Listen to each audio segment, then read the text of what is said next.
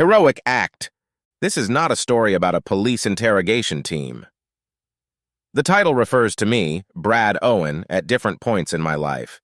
I think most people are born good guys. According to my parents, I was a good guy until I was a teenager.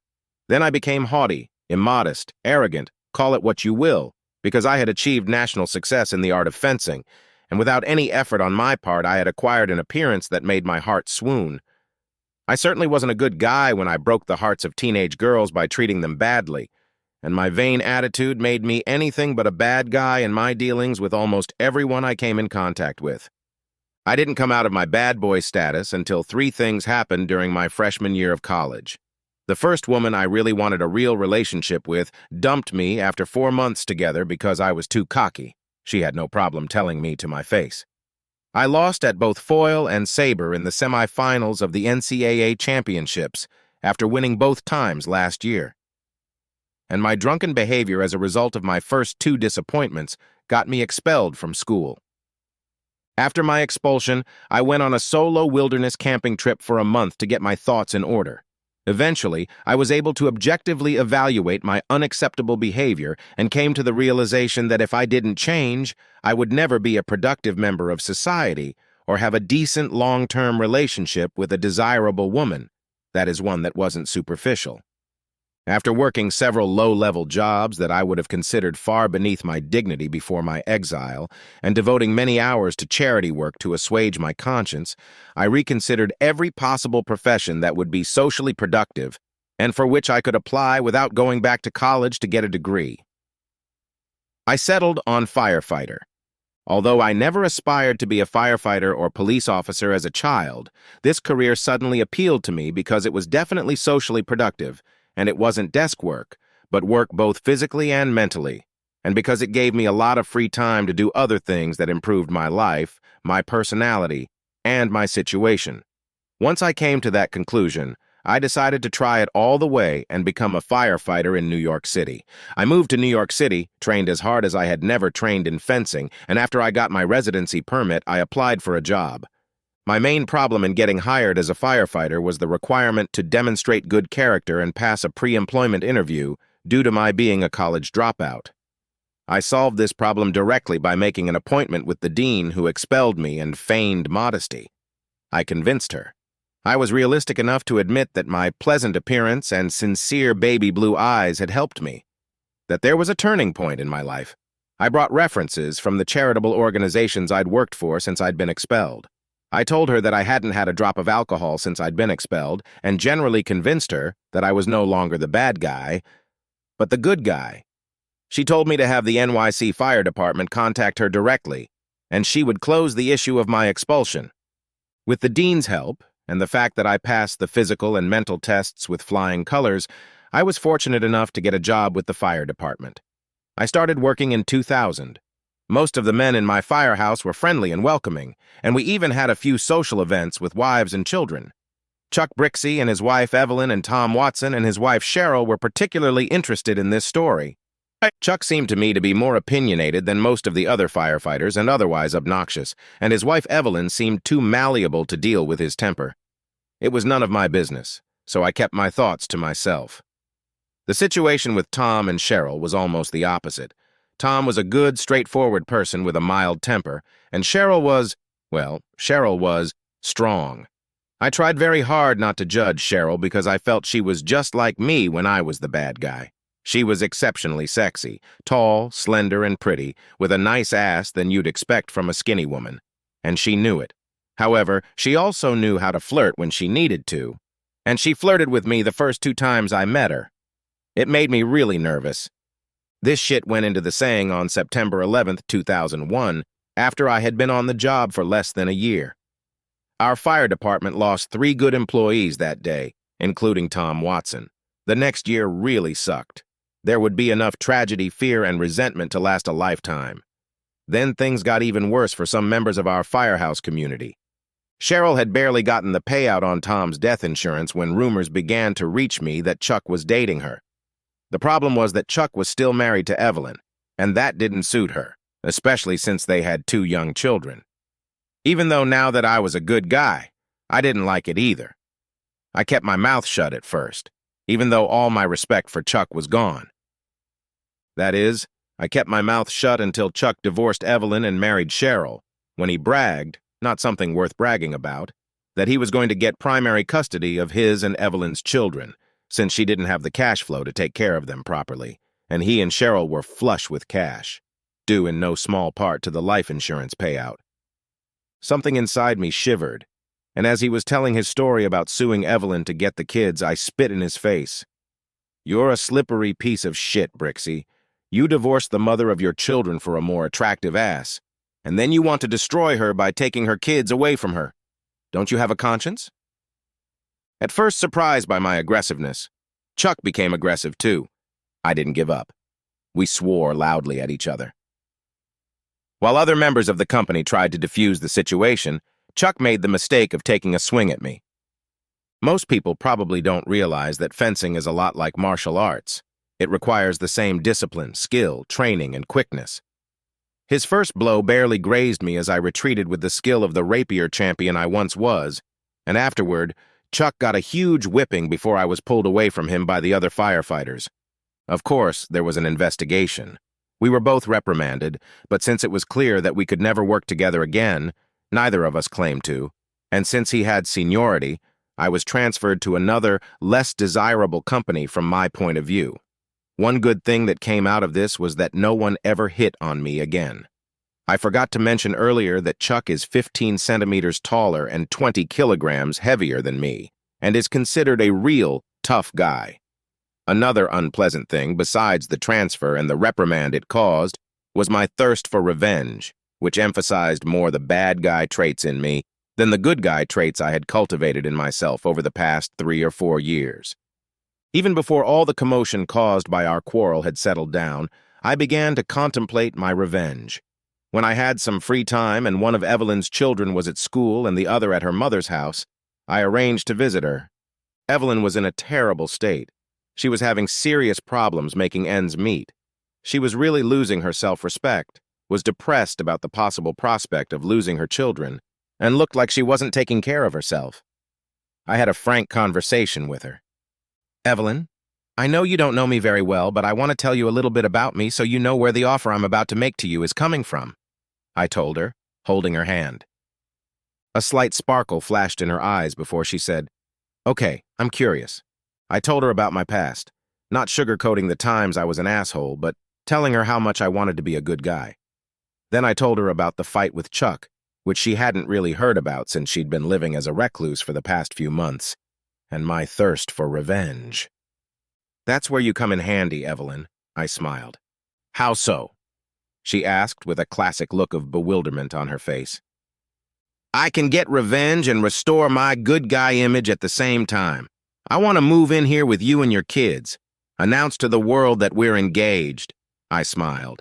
"Is this some kind of stupid joke?" she asked, pulling her hand out of mine. "Not at all. Hear me out. You are afraid of losing your children because of your financial situation.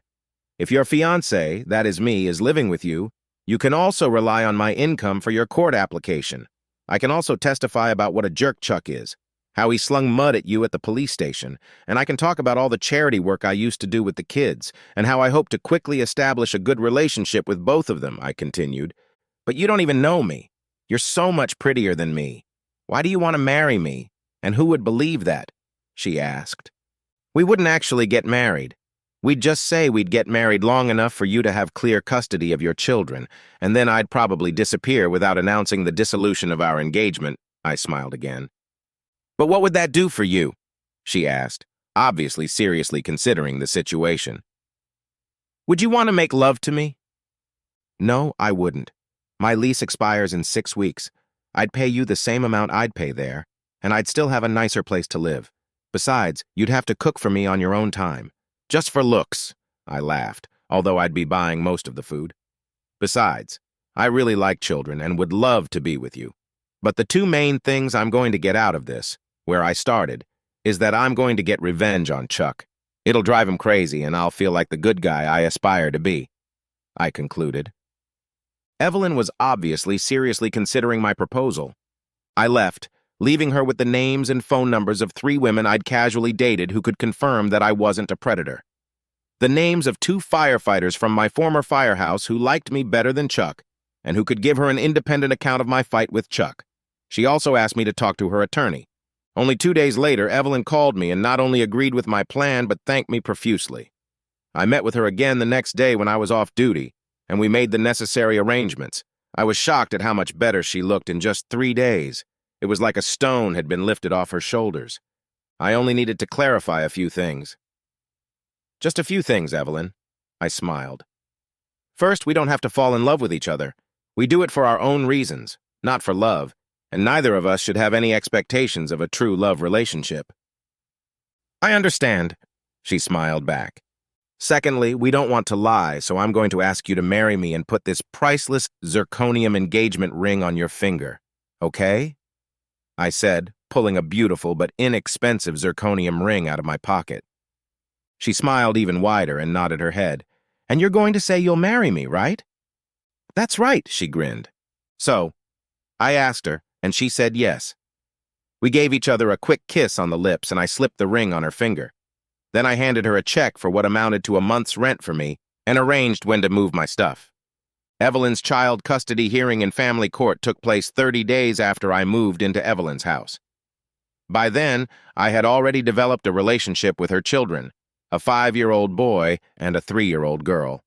They were easy to get along with, and given the obvious improvement in their mother's behavior after I moved in, they quickly developed trust.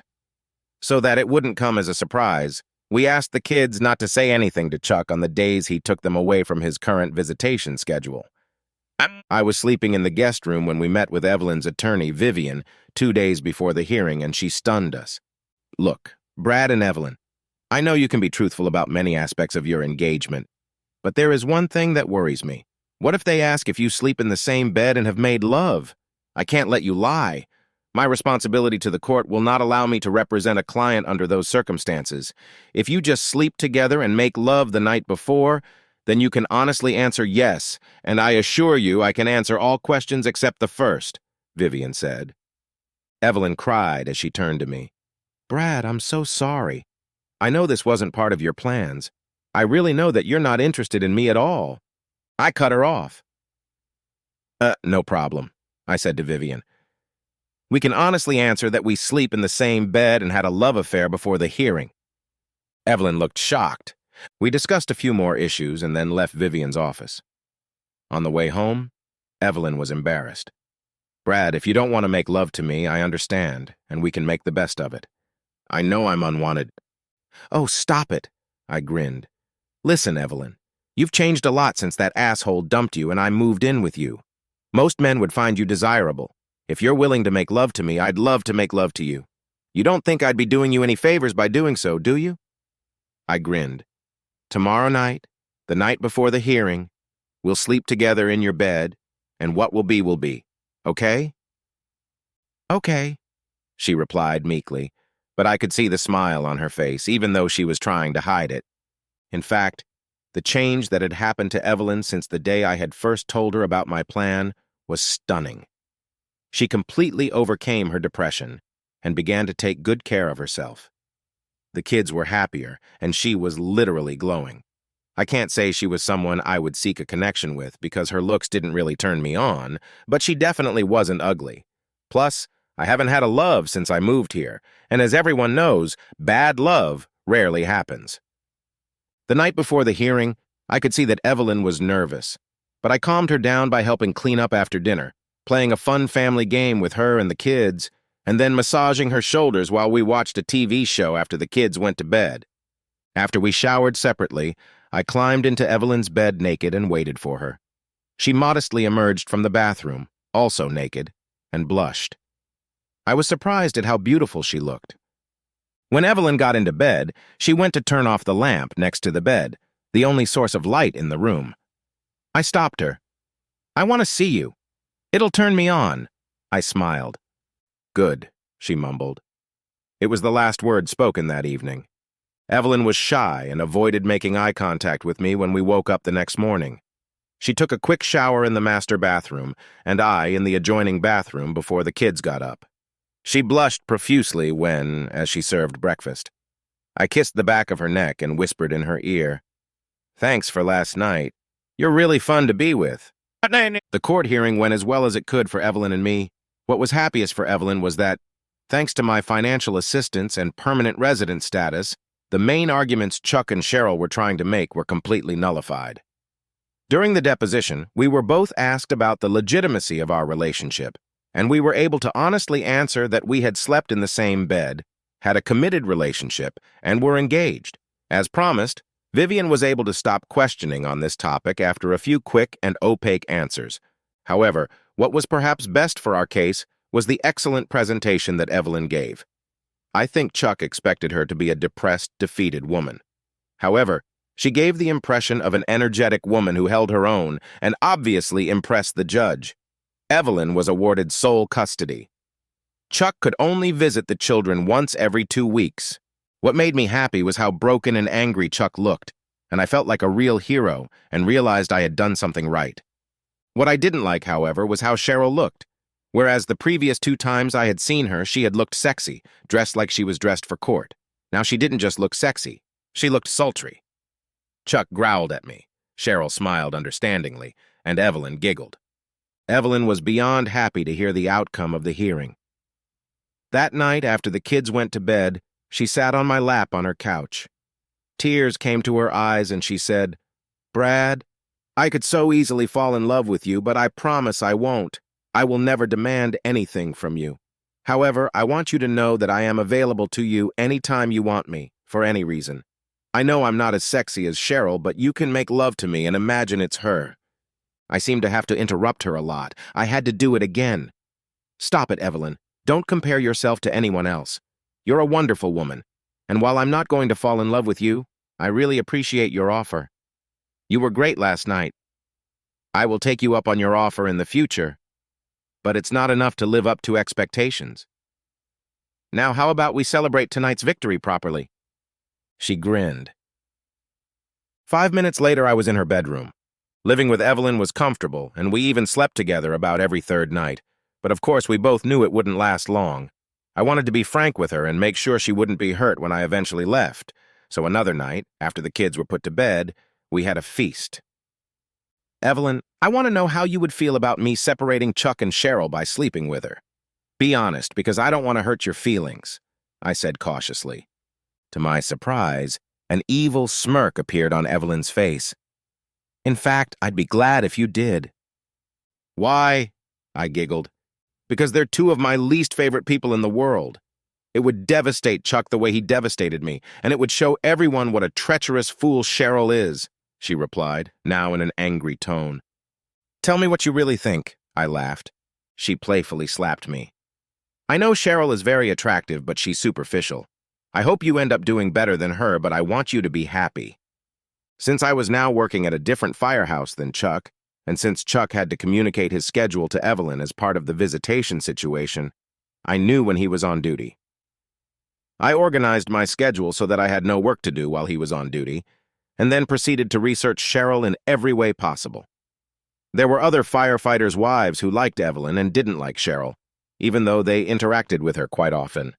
They were happy to provide Evelyn with whatever they could, and Evelyn was happy to pass that on to me.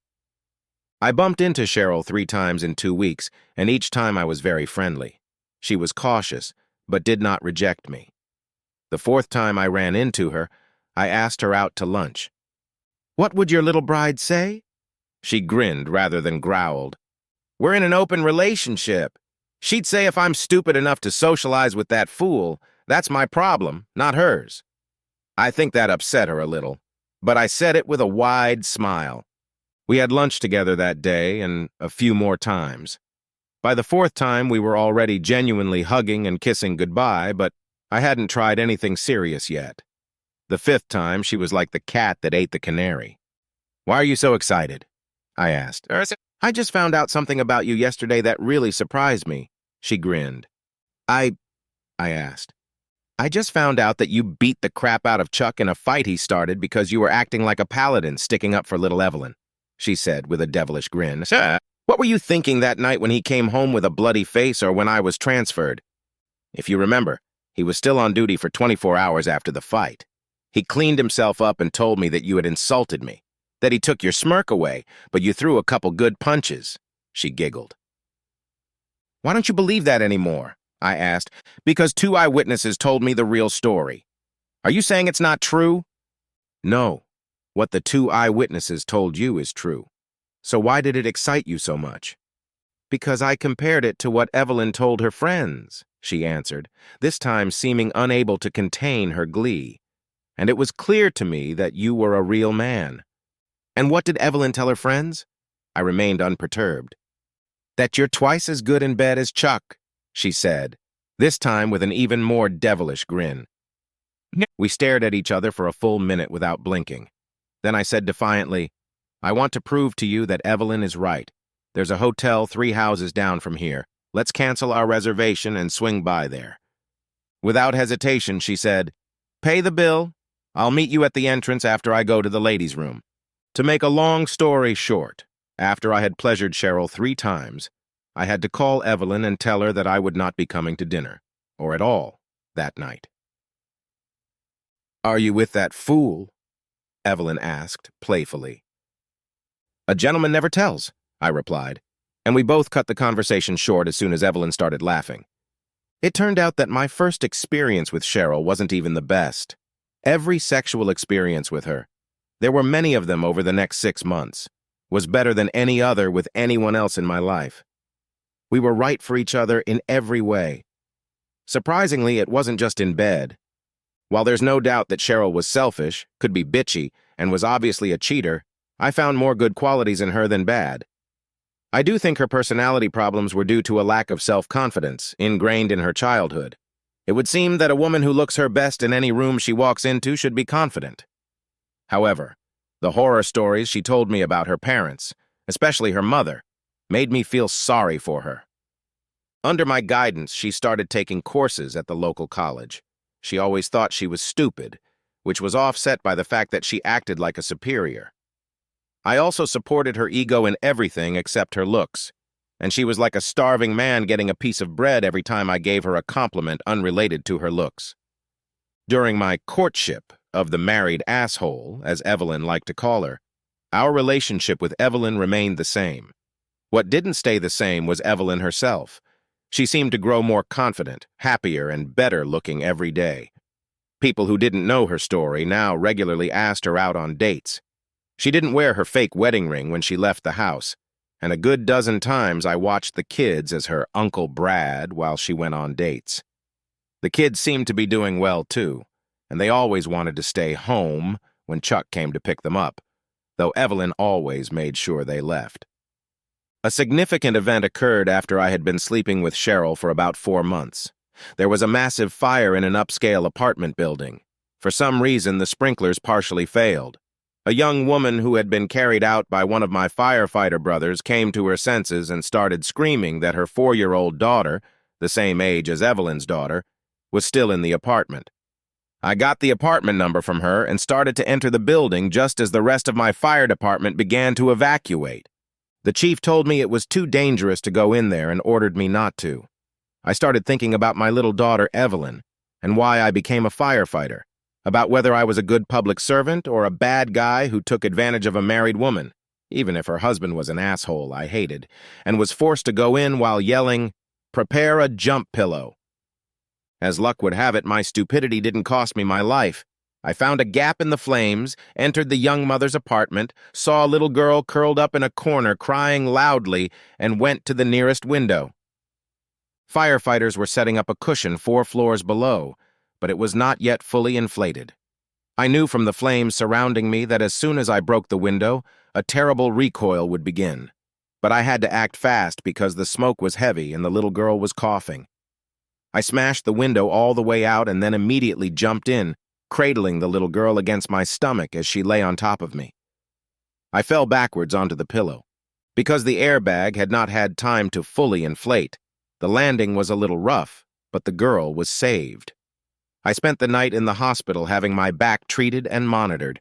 Despite the fact that I had performed a heroic act, the fire department was not really satisfied with the fact that I had disobeyed a direct order and done something really stupid that only worked out due to luck.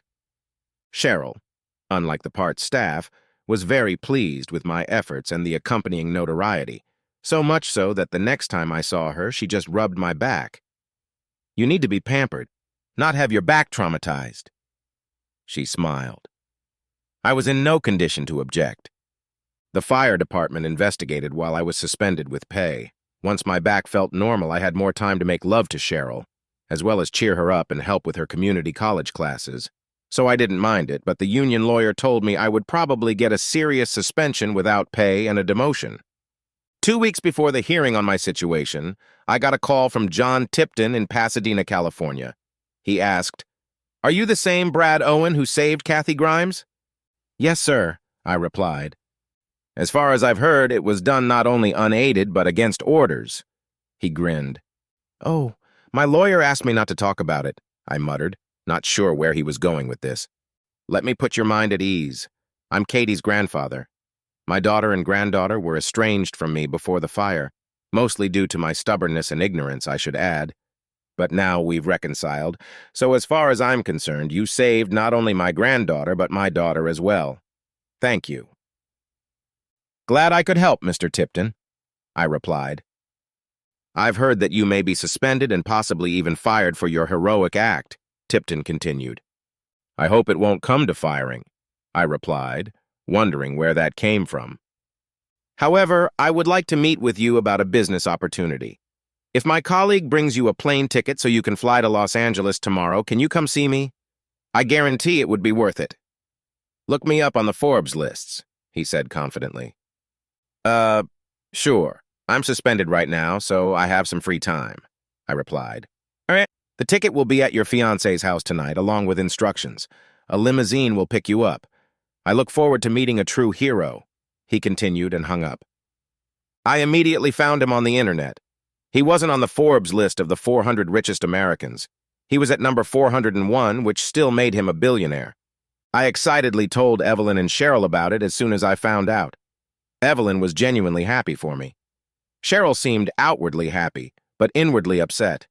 The ticket was first class. The limo took me to the airport and picked me up at LAX. I met Tipton's daughter and granddaughter again, who were very kind to me.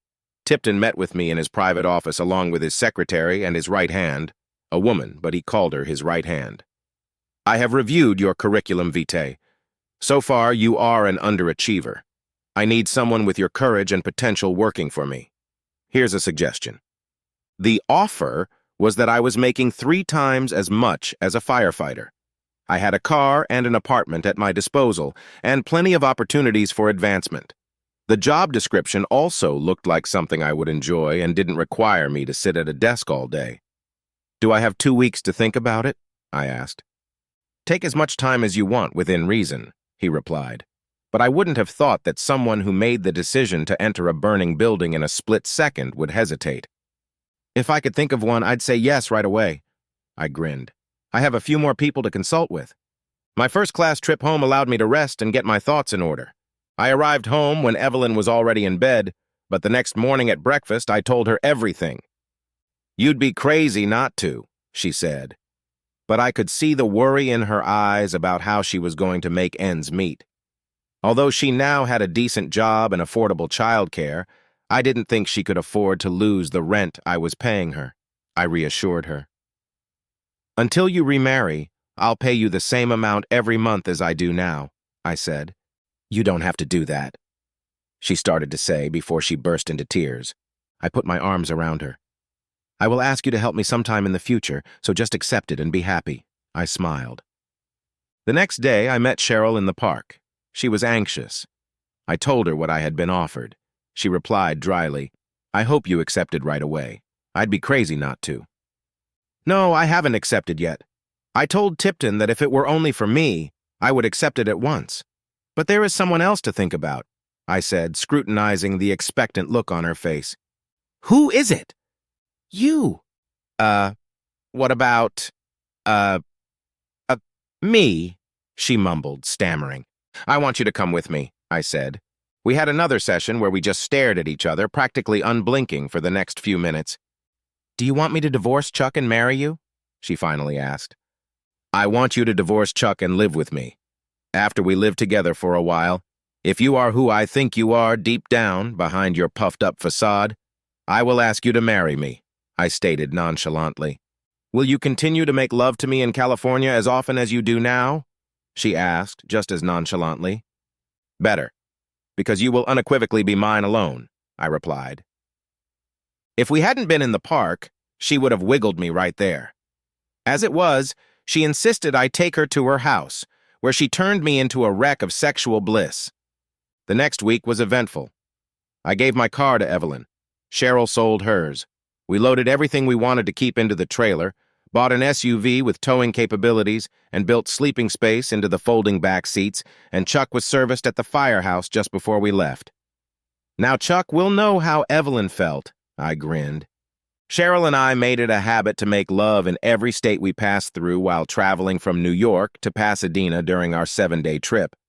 As I write this, it's 2019, about 15 years after I left New York for sunny California.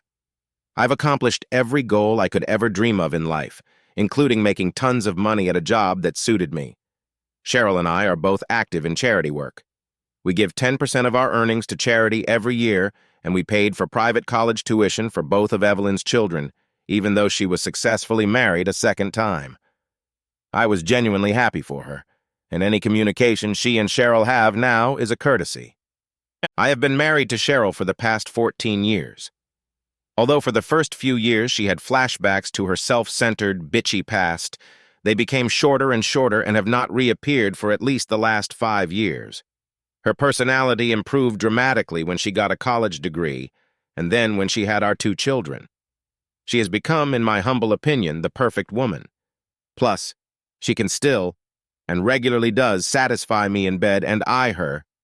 It's times like this that I wonder, am I a good guy now, despite sleeping with a married woman and stealing her away from her husband? Is Cheryl a good woman now, despite cheating on her husband with me, but being the perfect wife? The end